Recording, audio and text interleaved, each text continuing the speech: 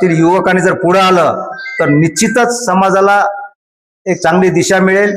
साठी आपल्या प्रश्नासाठी एकत्र येणं गरजेचं आहे.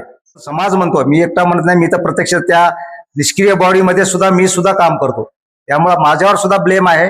पण मी एकटा काही कार्यकर्त्यांनी या ठिकाणी आपलं रक्ताचं पाणी केलेलं आहे, हे तेवढंच खरं आहे. यांनी जर अतिशय हुशार असेल तर त्यांच्या पाठीशी तर मी तर स्वतः उभा राहीनच. नमस्कार, आज आपण पाहत आहात ESJ न्यूज 24 तास लाईव्ह. आज आपल्यासोबत आहेत अखिल भारतीय युवा सेना कर्मचारी महासंघाचे माजी प्रदेश सचिव तसेच BPSS चे OBC प्रदेश सचिव व राष्ट्रसंत संत सैना महाराज ट्रस्टचे कार्यकारी सदस्य श्री इंजिनियर लक्ष्मणराव लिंगापुरे साहेब, आपले प्रथमतः मनपूर्वक स्वागत. मी आज आपल्याला आपल्या समाज कार्याची दखल घेऊन काही नाभिक समाजापर्यंत प्रश्न पोहोचवण्यासाठी आम्ही तुम्हाला इथं बोलवलेले आहेत. तर आपल्यासाठी आजचे प्रश्न असे आहेत की आपल्या समाज कार्याची सुरुवात कशी झाली? आता सांगायचं म्हणजे मी एक पाटबंधारे विभागामध्ये अभियंता म्हणून कार्यरत होतो आणि आताच 2019 मध्ये सेवानिवृत्त झालेला आहे. ज्यावेळेस मी नायगाव या ठिकाणी कार्यरत होतो त्या ठिकाणी माझ्या समाज कार्याची खऱ्या अर्थाने सुरुवात झाली. कारण त्या काळात असलेले कैलासवासी लक्ष्मणराव लिंगमपल्ले सर हे नाभिक समाजासाठी झटणारे अतिशय समाजातले अग्रगण्य असं व्यक्तिमत्व होतं. त्यांच्या पुढाकाराने त्यांनी आपल्या जिल्ह्यामध्ये संघटना कार्यरत केली. त्यामुळं महामंडळामध्ये मला नायगाव या ठिकाणी अध्यक्ष म्हणून तालुक्याच्या ठिकाणी त्यावेळेस निवडण्यात आलं होतं. माझी मनापासून काहीतरी समाज कार्यासाठी करण्याची इच्छा होती, त्यामुळे मी त्या ठिकाणी त्या नाभिक महामंडळात सामील झालो आणि त्या ठिकाणी मी आणि वामनराव श्रीमंगले या दोघांनी मिळून आम्ही अख्खा तो नायगाव खैरगाव तालुका जो आहे तो जनगणनेसाठी आम्ही पिंजून काढला आणि तिथून माझी खऱ्या अर्थाने समाज कार्य चालू झालं. यानंतर अखिल भारतीय युवा सेना व नाभिक समाज व तसेच राष्ट्रसंत संत सैना महाराज ट्रस्टमध्ये व संघटनेमध्ये काम करताना सर्वात मोठा अनुभव आपला कोणता आला? अनुभव म्हणजे तसा काही नाही, पण ज्यावेळेस आपण प्रत्यक्ष काम करत असतो तेव्हा काही ना काही कडू गोड आठवणी येतच राहतात, अनुभव येतच राहतात. अशाच प्रकारे मी 10 ते 12 वर्षापूर्वी या ट्रस्टमध्ये मला एक कार्यकारिणी सदस्य म्हणून घेण्यात आलेलं होतं. त्या ठिकाणी मी नोकरीमध्ये असताना सुद्धा जसे जमल त्याप्रमाणे मी ट्रस्टमध्ये काम करण्याचा प्रयत्न केला आणि जे काही योगदान लागेल, मग ते वेळ असो, पैसा असो किंवा कुठं मार्गदर्शन असो, हे मी करत आलेलं आहे. आणि असेच ट्रस्टमध्ये मग वेगवेगळं मार्गदर्शन करणे, काही नवीन उपक्रम राबवण्यासाठी मी प्रयत्न करत आलेला आहे आणि पुढे करत राहणार. त्यानंतर राष्ट्रसंत संत सैना महाराज सभागृहाच्या विकासासाठी आपले प्रमुख ध्येय काय आहे? तसं तर या राष्ट्रसंत सेना महाराज सभागृहाच्या माध्यमातून बऱ्याच काही गोष्टी आम्हाला कराव्याच्या आहेत. पण सध्या हे प्रकरण ते कोर्टामध्ये आहे. कारण काय, या ठिकाणी ट्रस्टचं काही तसा वाद नाही, पण या ठिकाणी जसं काम व्हायला पाहिजे त्या प्रमाणात काम होत नाही आणि बाकीच्या गोष्टी बऱ्याच काही होतात. त्यामुळे आमच्या लक्षात आल्यामुळं या ठिकाणी आम्ही जे कार्यरत बॉडी आहे त्यांना स्वतःहून राजीनामा देण्यास सांगितलं होता, पण ते आमचं काही ऐकायला तयार नव्हते. त्यामध्ये मी काही एकटा नाही, पूर्ण समाजाचीच अशी इच्छा होती, पण ते ऐकायला तयार नसल्यामुळे आम्हाला न्यायालयाजनक का होईना स्वतःचे पैसे खर्च करून कोर्टामध्ये प्रकरण दाखल करावं लागलं. यामध्ये थोडी गैरसोय झालेली आहे समाजाची, कारण जे काही विकास व्हायला पाहिजे होता तो विकास थोडा थांबलेला आहे समाज कार्याचा आणि या ट्रस्टच्या माध्यमातून. पण माझ्या विचाराच्या मते एखादा विकास कमी झाला तर चालेल, पण त्या ठिकाणी अतिशय चांगल्या प्रकारे काम होऊन पारदर्शकता येण्यासाठी म्हणून आम्ही हा निर्णय घेतला. बरेच बांधव आहेत त्याच्यामध्ये, अखिल भारतीय युवा सेनेचे आहेत, महामंडळाचे आहेत आणि जे ट्रस्टमध्ये आहेत त्यांचा सर्वांचा पाठिंबा आहे. पण हे न्यायपरिष्ठ प्रकरण असल्यामुळं मी आता यावर काय जास्त बोलू शकत नाही. पण एक ना एक दिवस आमचे ध्येय आहे की या ठिकाणी आम्हाला भरपूर काही करायचं आहे आणि समाजाची मागणी आहे की आम्ही पुढाकार घ्यावा आणि या ठिकाणी विद्यार्थ्यांसाठी वसतिगृह असतील किंवा अजून काही असेल समाज उपयोगी असे काही कार्यक्रम हाती घ्यावा म्हणून अशी समाजाची मागणी आहे. त्यासाठी आम्ही निश्चितच या संबंधी पाठपुरावा करू आणि एक ना एक दिवस आमचे सर्व जे काही स्वप्न आहेत, ध्येय आहेत ते आम्ही पूर्ण करू. सर, आपण नांदेड जिल्ह्यामध्ये सर्व सदस्यांनी व समाज बांधवांनी मिळून एवढं मोठं मंदिर उभं केलेलं आहे आणि या मंदिरामध्ये लाइटिंगची व्यवस्था आहे, भांड्याची व्यवस्था आहे आणि इथं लग्न कार्यासाठी प्रत्येक गोष्ट जी उपयुक्त पडते त्या प्रत्येक वस्तूची उपलब्ध आहे. तरीही समाज बांधव या मंदिराकडे येत नाहीत. आपले कार्यक्रम कुठंतरी तुडपोनच्या जागेत म्हणा या कुठेही म्हणा बाहेर कार्यक्रम करतात, मात्र ते मंदिराकडे पाठ फिरवतात. याचं मुख्य कारण काय वाटते आपणाला? याचं मुख्य कारण म्हणजे या ठिकाणी असलेला जो ट्रस्टीचा कारभार आहे तो मला वाटतो. कारण का या ठिकाणी प्रोत्साहनपर आपण हे काम करायला पाहिजे.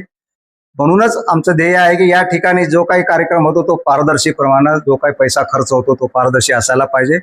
आणि कारण अशा प्रकारे लोकांचा विश्वास थोडं या बाजूनं कमी झालेला आहे. त्यामुळं हे मी मान्य करतो, कारण मी सुद्धा त्या ट्रस्टमध्ये कार्यकारिणी सदस्य म्हणून आहे. पण एक दोघं जण माझ्या विचाराची माणसं असून जमणार नाहीत.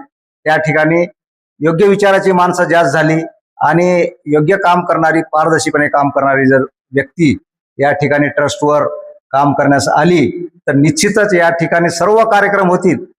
कोणतेही कार्यक्रम असो, अल्प दरामध्ये या ठिकाणी फक्त नगण्य असं फीस घेऊन आपल्याला कार्यक्रम करता येतील. पण तसे विचाराची माणसं पाहिजे. या ठिकाणी कुठंतरी ते दिसून येत नाही. त्यामुळं मी माझ्याही विचारात वेगवेगळ्या कल्पना आहेत. माझ्यासारखे बरेच जण आज समाजामध्ये विचाराची माणसं आहेत. पण सध्या हे प्रकरण असं असल्यामुळं आणि ते सध्या स्थितीत असलेल्या बॉडीवर समाज बांधवाचा विश्वास नसल्यामुळं हे काहीसा या ठिकाणी विकास थांबलेला आहे. कारण आता घटनेप्रमाणे जर बोलायचं झालं तर मी ट्रस्टच्या बाबतीत बोलू शकतो, कारण मी आता कोर्टात प्रकरण गेल्यामुळे मला अभ्यास आहे. या ठिकाणी 10 वर्षासाठी ही बॉडी अध्यक्ष वगैरे सर्व कार्यकारिणी होती. पण 10 वर्ष होऊन सुद्धा 11-11.5 वर्ष झाल्यानंतर आणि कार्यकारिणीमधले काही सदस्य जे सचिव आहेत कैलासवासी निलमार यांचा सुद्धा मृत्यू झाल्यानंतर सुद्धा ही पदं भरली जात नाहीत. अजूनही 2-4 सदस्य आहेत ज्यांचा मृत्यू झालेला आहे, ती सुद्धा सदस्य भरले जात नाहीत. खरं तर 2 महिन्याच्या आत, 3 महिन्याच्या आत ही पदं भरायला पाहिजे होतं. पण सर्व बॉडीज निष्क्रिय असल्यामुळं, कारण टोटल समाज म्हणतो, मी एकटा म्हणत नाही, मी तर प्रत्यक्ष त्या निष्क्रिय बॉडीमध्ये सुद्धा मी सुद्धा काम करतो. त्यामुळं माझ्यावर सुद्धा ब्लेम आहे. पण मी एकटा काही करू शकत नसल्यामुळं हे निष्क्रिय बॉडीला हटवणे हाच माझा उद्देश आहे. म्हणून आम्ही खर्चानं कोर्टात गेलेला आहे. आशा करूया की हा निकाल आमच्या बाजूनं लागेल आणि मग आम्हाला पुढे येणारी जी काही बॉडी असेल ती पारदर्शीपणानं काम करेल. यासाठी आम्ही अथक प्रयत्न करू. या ठिकाणी अध्यक्ष कोणी असेल कोणी नसेल, पण जी काही येणारी बॉडी असेल ती पारदर्शीपणे काम करेल एवढा मात्र मी आत्मविश्वासानं सांगू शकतो. त्यामुळे सर्व समाज बांधवांनी याची कृपया दखल घ्यावी एवढंच मी समाज बांधवांना विनंती करतो. सर, आपल्याला असं वाटते का की युवकांनी समाज कार्यामध्ये का सहभागी व्हावं? कारण युवकांचंच महत्वाचं आहे या ठिकाणी सभागृह. कारण आम्ही आज माझं आताच या महिन्यामध्ये 65 वर्ष माझं ओलांडलेलं आहे. तर या ठिकाणी आम्ही तर मार्गदर्शनापर काम करतोच, प्रत्यक्षही काम करतो. पण अशा वेळेस जे आहे समाजातील युवकांनी जर पुढे आलं तर निश्चितच समाजाला एक चांगली दिशा मिळेल. आणि आमच्यासारखे भरपूर कार्यकर्ते आहेत जे की मार्गदर्शन युवकांना करू शकतात. आणि हा एक समाजापुरता विषय नाही, तर आपल्या समाजामध्ये आपल्या पुढे खूप मोठे आव्हान आहेत. सध्याच्या राजकीय परिस्थितीमध्ये अतिशय खूप मोठे प्रश्न असल्यामुळं ते प्रश्न तर फार दूर आहेत. आम्ही एका समाजाचा विचार करतो. खरं तर समाज म्हणून आहे, ओबीसी म्हणून आम्हाला खूप काही काम करायचं आहे. आणि येणाऱ्या काळामध्ये निश्चितच जर ओबीसी साठी सर्व बांधवांनी, मग तो नाभिक समाज असेल ना इतर समाज असेल, जर एकत्र आला तर आपण आपले प्रश्न सोडवू शकतो व येणारी पिढीसाठी काहीतरी चांगलं काम करण्याचा प्रयत्न करू शकतो. असं जर केलं तरच येणाऱ्या पिढीचं भविष्य हे उज्ज्वल आहे हे मी ठामपणे सांगतो. त्यामुळे पुन्हा एकदा मी सर्व नाभिक समाजाला, बंधू भगिनींना विनंती करतो की त्यांनी या समाजासाठी आणि ओबीसी साठी आपल्या प्रश्नासाठी एकत्र येणं गरजेचं आहे. आणि तनमन धनानं एकत्र येणं अतिशय गरजेचं आहे. त्यामुळे आपला एक चांगला मार्ग आपल्याला निश्चितच मिळू शकतो. सर, आपल्या मते नाभिक समाजासमोरील सर्वात मोठे आव्हान कोणते व त्याला कशा प्रकारे तोंड देता येईल? खरं म्हणजे नाभिक समाजासमोर काय, ओबीसी समाजासमोर फार मोठे प्रश्न आहेत. महत्वाचं म्हणजे येणाऱ्या पिढीला शिक्षण देणं. अतिशय शिक्षण महाग झालेलं आहे.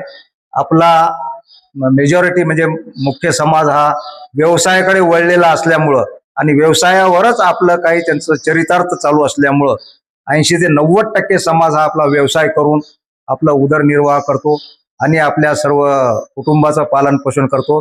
त्यामुळं मुख्य प्रश्न आहे तो शिक्षणाचा. तर आपण आपल्या मुलांना चांगल्या प्रकारचं शिक्षण देऊ शकत नसल्यामुळं त्यांनी समाजाने विचार केला पाहिजे की बा आपल्याला सुद्धा योजना आणता येतात. समाज जर एकत्र आला तर आपण गरीब लोकांना, गरीब समाजाला आपण ट्रस्टच्या माध्यमातून असो किंवा संघटनेच्या माध्यमात असो आपण त्यांना मदत करू शकतो. एखादा जर विद्यार्थी जर अतिशय हुशार असेल तर त्यांच्या पाठीशी तर मी तर स्वतः उभा राहीनच, पण जीवा सेनेच्या माध्यमातून आम्ही निश्चितच असे जरी कोणी असतील तरी मला कळवा, आम्ही त्यांचं सुद्धा शिक्षणासाठी आम्ही हातभार लावू एवढी मी ग्वाही या ठिकाणी देतो. आणि शिक्षणाबरोबरच बरेच काही प्रश्न आहेत समाजामध्ये, पण ते युवक वर्गाने येऊन एखादी पुढे भविष्यामध्ये मार्गदर्शन शिबिर घेऊन आम्ही त्या युवकांना मार्गदर्शन करणार आहोत. त्याच्यातून एक चांगल्या संघटना ते कार्यकर्ते तयार होतील आणि त्या माध्यमातून आपण समाजकार्य करू शकतो, हा मला आत्मविश्वास आहे. सर, आपण एवढ्या मोठ्या पदावर इंजिनियर असताना पण आपण सर्व काही करून आपल्या नाभिक समाजामध्ये जे कार्य केले आणि त्या कार्यामध्ये तुम्ही यशस्वी राहिले, याचं सगळ्यात मोठं श्रेय कोणाला देता येईल? आता मी काय माझ्या कार्यामध्ये यशस्वी झालो असं म्हणता येणार नाही, कारण काय आहे आपल्याला भरपूर काही काम करायचं आहे आणि जे आमचे जे ध्येय आहे ते अजून आम्ही ध्येय गाठवू शकलो नाही. त्यामुळं आपण हे सतत काम करतच राहणार आहोत आणि याचा श्रेय म्हणजे सुरुवातीपासून आमच्या घराचे आई वडील असतील, आमचे मोठे बंधू असतील दोन्ही, तिथून मला याचं मार्गदर्शन मिळालेलं आहे आणि समाजकार्यामध्ये रुची मिळालेली आहे. आणि जसं जसं मी नोकरी करत राहिलो, ज्या ज्या ठिकाणी नोकरीच्या निमित्तानं गेलो त्या ठिकाणी मी समाजामध्ये मिसळून काम करण्याचा प्रयत्न केलेला आहे. त्यामुळे काही सिनियर ज्येष्ठ कार्यकर्त्यांनी माझ्या कार्याची दखल घेऊन मला वेगवेगळ्या संघटनेमध्ये सामील करून घेतलं आणि मला पुन्हा संधी मिळाली आणि अखिल भारतीय जीवा सेनेमध्ये मी 2020ला आलेलो आहे. याच्यापूर्वी मी महाराष्ट्र नाभिक महामंडळामध्ये काम केलेलं आहे आणि सतत काम करायचा एक ध्यास आहे. मी योगायोगानं नाशिकला माझी बदली झाल्यानंतर प्रमोशनवर गेल्यानंतर त्या ठिकाणी सुद्धा तिथल्या कार्यकर्त्यांना भेटून तिथल्या नाभिक महामंडळामध्ये काम केलं, मार्गदर्शन केलं. तर ज्या ज्या ठिकाणी मी जातो त्या ठिकाणी काम करायची इच्छा आहे. त्यामुळे आपल्याला अजून माझ्यासोबत बरेच कार्यकर्ते आहेत, अजून बरंच काय आपल्याला पल्ला गाठावायचा आहे. त्यामुळं भविष्यात आम्ही निश्चितच आमच्या ध्येयापर्यंत जाऊ. त्यासाठी मात्र सर्व कार्यकर्त्यांचे, सर्व नाभिक बांधवांचे आम्हाला सहकार्य अपेक्षित आहे. एवढंच या क्षणी मी आपल्याला सांगू शकतो. सर, आपल्या नांदेड शहरामध्ये एवढं मोठं भव्य दिव्य असं राष्ट्रसंत सैना महाराज मंदिर उभारलेलं आहे. मंदिराच्या माध्यमातून सभागृह उभारलं आणि सभागृहाच्या माध्यमातून एवढं मोठं म्हणजे आज सर्व काही टेंट हाऊसचं सगळं काही सामान इथं आहे, तरी बी समाज बांधव इथे येत नाहीत किंवा हिंमत करत नाहीत. कारण आज नाभिक समाज हा महागाईमध्ये होरपळून निघत आहे, तरी तो कशा बशा अल्प खर्चामध्ये लग्न कार्य इतर समारंभ आपला करतो, तिकडच बाहेरच कुठेतरी करतो, मात्र तो मंदिरामध्ये येत नाही किंवा मंदिराचे राष्ट्रसंत सैना महाराज महापुरुष कळावे यासाठी आपल्या नाभिक समाजाचे कार्यकर्ते अहोरात्र झटतात, प्रयत्न करतात, हाडाचे काढ रक्ताचं पाणी करतात, तरीही लोक इकडे येत नाहीत.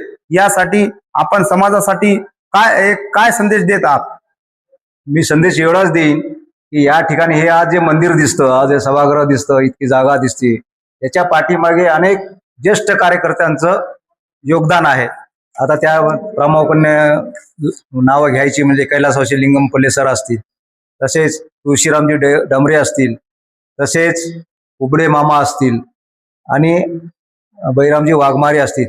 यांनी जर धडपड नाही केली असती तर आज हे सभागृह दिसू शकलं नसतं. त्या ठिकाणी हे तर आहेत आणि आजही कार्यकर्ते जे जुन्या काळापासून काम करतात, जसे की RG जाधव सर आहेत, आताही ट्रस्टमध्ये भरपूर लोक आहेत, त्यांनी प्रत्येकांना काही ना काही प्रमाणात आपलं योगदान या ठिकाणी मंदिरामध्ये दिल्यामुळं अतिशय हे मंदिर आता एक चांगली वास्तू म्हणून उदयास आलेली आहे आणि भरपूर इतर समाजाचे लोक सुद्धा या ठिकाणी अवश्य भेट देतात. आता राहिला प्रश्न या ठिकाणी कार्यक्रम होण्याचा, तर निश्चितच आम्ही येणाऱ्या काळामध्ये या ठिकाणी आवाहन करतो की ज्यांना कोणाला लग्न कमी दरामध्ये कमी याच्यामध्ये चांगलं लग्न करायचं आहे तर तुम्ही या ठिकाणी हे आपलं ट्रस्ट सभागृह बुक करू शकता आणि तुम्हाला सगळी मदत मिळेल. अल्पशा दरामध्ये हे शक्य आहे, कारण सगळ्यांचीच इच्छा आहे. ट्रस्टमध्ये असलेले जे काय आता अध्यक्ष म्हणून काम करतात, इतर कार्यकारिणी, सगळ्यांची इच्छा आहे की समाजासाठीच हे उभा केलेली वास्तू असल्यामुळं समाजासाठी याचा उपयोग व्हावा हाच सर्वांच्या मनामध्ये आहे. त्यामुळे निश्चितच या ठिकाणी आमचा एक मानस आहे की या ठिकाणी एक वधूवर मेळावा, वधूवर नोंदणी केंद्र आणि त्याच्यानंतर दरवर्षी वधूवर मेळावा घेण्याचा एक मानस आहे. या ठिकाणी जर आमचे काही 5-10 कार्यकर्ते जरी या भूमिकेशी सहमत असतील तर आम्ही निश्चितच येणाऱ्या काळामध्ये या ठिकाणी वधूवर मेळावा घेऊ आणि समाजासाठी जे जे काही चांगलं करता येईल ते आम्ही निश्चितच करू. धन्यवाद इंजिनियर लिंगापुरे सर. आपण आपल्या वेळात पत्रकातून वेळ काढून आम्हाला मोलाची माहिती दिली आणि त्याबद्दल मनपूर्वक धन्यवाद. आपला सामाजिक कार्याला आणि भविष्यात वाटचालीला हार्दिक शुभेच्छा. माझी आपण मुलाखत आवरून घेतला त्याबद्दल प्रथम SJ न्यूजचे श्याम यांचं मी आभारी आहे. आणि असेच आपल्या समाजामध्ये भरपूर कार्यकर्ते आहेत जे तळमळीनं काम करतात. त्यांचंही आपण त्यांचं काम कार्य हे समाजासमोर येऊ द्या, म्हणजे निश्चितच या समाजाच्या कामाला बळ मिळेल एवढं मी आशा व्यक्त करतो. आणि पुन्हा एकदा SJ न्यूजचा आभार मानून मी माझे 2 शब्द सांगतो. धन्यवाद. जय संत साईनाथ, जय जिजाऊ. आजही हा विशेष मुलाखत तुम्हाला कशी वाटली ते कमेंट करून नक्की सांगा. अशाच बातम्या, मुलाखत आणि समाज हिताच्या घडामोडीसाठी SJ न्यूज 24 लाईव्हला फॉलो करा, सबस्क्राईब करायला विसरू नका.